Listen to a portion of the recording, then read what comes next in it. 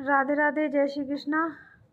आज हम श्री कृष्ण के एक कंजूस भक्त की कथा सुनाएंगे कि कैसे उसकी कंजूसी के कारण श्री कृष्ण ने उसका हाथ पकड़ लिया था। तो आइए सुनते हैं, देखते रहिए पूरा वीडियो। एक बार एक कंजूस सेठ करोड़ी मल था। कंजूसी में उसका ऐसा हाल था कि चमड़ी जाए पर दमड़ी न जाए। वह श्री कृष्ण का भक्त था। एक बार वह एक संत के पास गया और कहने लगा कि महाराज, ऐसा कोई उपाय बता दो जिससे कि मैं श्री कृष्ण की सेवा भी कर सकूं और मेरा कोई पैसा भी ना लगे। संत उसकी कंजूसी से अवगत थे, इसलिए कहने लगे कि तुम श्री कृष्ण की मानसिक सेवा किया करो। ऐसा अभ्यास करो कि जैसे तुमने श्री कृष्ण के विग्रह लड्डू गोपाल को स्नान करवा रहे हो, सुंदर वस्त्र धारण करवा रहे हो, उन्हें भोग लगा रहे हो। यह सब तुमको मानसिक रूप से करना पड़ेगा, इसलिए इसमें कोई कंजूसी मत करना। पूरे वैभव के साथ ही श्री कृष्ण के विग्रह की सेवा करना। इससे तुम्हारा कोई पैसा भी नहीं लगेगा और तुमको श्री कृष्ण की भक्ति और सेवा दोनों का फल और आनंद प्राप्त होगा। अब कंजूस सेठ का नियम बन गया कि वह प्रतिदिन बहुत ही भाव से श्री कृष्ण को स्नान करवाता, वस्त्र धारण करवाता, उनकी पूजा पाठ करता और दूध में शक्कर डालकर भोग लगाता। ऐसे ऐसे दिन बीतते गए। नियम का पालन करते करते कई वर्ष बीत गए। अब तो मानसिक पूजा में भी उसे ऐसी अनुभूति होती कि जैसे सचमुच वह भगवान कृष्ण को भोग ग्रहण करवा रहे हों। एक दिन वह जैसे ही ठाकुर जी को भोग लगाने के लिए दूध में शक्कर डाल रहा था, तो गलती से उसने 1 चम्मच की बजाय 2 चम्मच शक्कर दूध में डाल दी। कंजूस सेठ ने मन में विचार किया कि 1 चम्मच शक्कर निकाल लेता हूँ, किसी और काम आ जाएगी। भगवान उसकी मानसिक पूजा से तो पहले ही प्रसन्न थे, लेकिन आज उनको भी शरारत की सूझी। जैसे ही वह दूध में से 1 चम्मच शक्कर निकालने लगा तो श्री कृष्ण ने उनका हाथ पकड़ लिया। भगवान कहने लगे कि रहने दे, ज़्यादा शक्कर तुमने कौन सा कोई पैसा खर्च किया है, तुम अपनी आदत से मजबूर हो, मानसिक पूजा में भी कंजूसी कर रहे हो।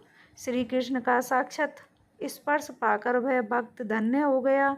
इसलिए कहते हैं कि नियम का जीवन में बहुत महत्व होता है। जीवन में कोई ना कोई नियम जरूर अपनाना चाहिए। यह कंजूस सेठ भी अपनी मानसिक पूजा के कारण ही श्री कृष्ण का साक्षात दर्शन कर पा सका। ऐसे ही लड्डू गोपाल के एक और भक्त की कहानी है कि भगवान तो भाव के भूखे होते हैं, उन्हें भारी दिखावे से प्रसन्न नहीं कर सकते। उनके लिए सच्ची श्रद्धा होनी चाहिए। भगवान निश्चल प्रेम और भाव पर ही रीझ जाते हैं। एक बार एक औरत श्री कृष्ण की परम भक्त थी। उनके पास लड्डू गोपाल विग्रह थे जिनकी वह हर रोज सेवा करती थी। एक बार तीर्थ यात्रा के दौरान उसे 1 मास के लिए घर से दूर जाना था। उसने अपनी बहू, जिसकी अभी अभी नई नई शादी हुई थी, उनसे कहा कि मेरे तीर्थ यात्रा पर जाने के पश्चात तुम लड्डू गोपाल की सेवा करना। बहू ने कहा कि ठीक है माँ जी, मैं लड्डू गोपाल की सेवा बड़ी सच्ची और श्रद्धा से ज़रूर करूँगी। आप निश्चिंत होकर यात्रा पर जाइए। उसकी सासू माँ कहने लगी कि बहू, तुम सुबह सुबह उठकर स्नान कर सबसे पहले लड्डू गोपाल को स्नान करवाना। उसके पश्चात उनको सुंदर वस्त्र, आभूषण, बांसुरी, मुकुट पहनाना और इत्र लगाना। इसके पश्चात ठाकुर जी को दर्पण दिखाना।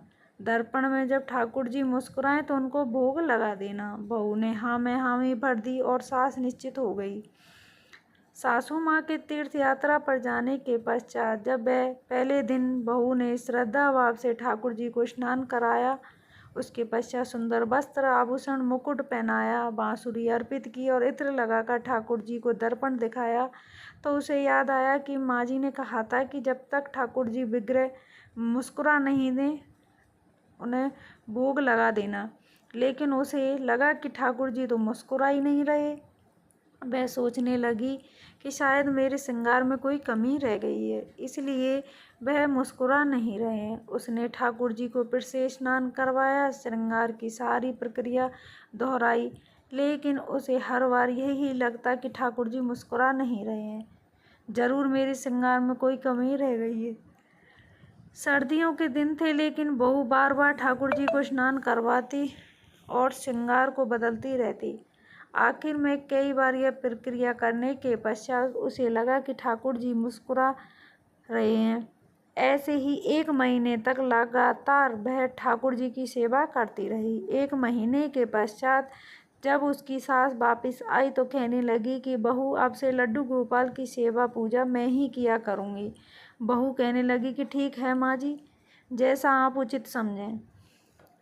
अगले दिन सासू माँ ने ठाकुर जी को स्नान कराया, श्रृंगार किया, दर्पण दिखाकर भोग लगा दिया।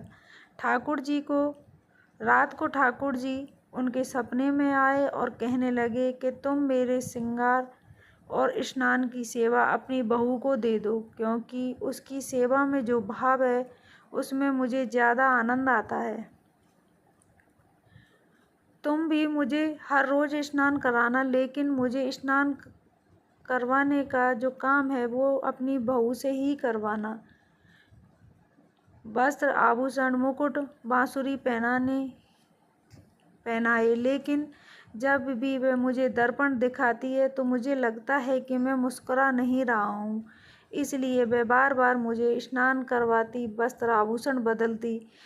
उसके इस भोले भाव के कारण मुझे सच में मुस्कुराना पड़ता। इसलिए उनकी सच्ची सेवा भक्ति का रस मिलता है। सपने के पश्चात उसकी नींद खुल गई। अगले दिन सुबह उठते ही सासू माँ ने अपने सपने को परखने के लिए बहू से पूछा कि मेरे जाने के पश्चात तुमने ठाकुर जी की सेवा कैसे की थी।